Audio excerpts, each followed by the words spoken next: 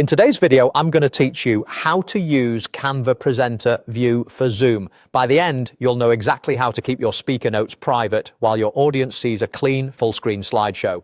First, go to the Canva app and open your project. This is where you'll run your presentation from, so make sure your slides, animations, and any embedded videos are ready. In Canva, the Present button is your friend. From your project, choose the presentation option that shows Presenter View. Presenter View lets you see your current slide, your next slide, a timer, and your notes on your screen, while your audience only sees the actual slides.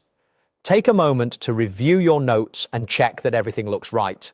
If you plan to use audio or video inside your slides, quickly preview them now so you're confident they'll play smoothly when shared.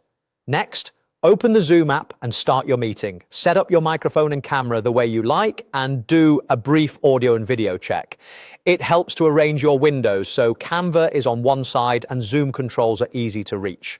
If you have two monitors, keep Presenter View on your main screen and the audience-facing slideshow on the other for maximum comfort. If you're on a single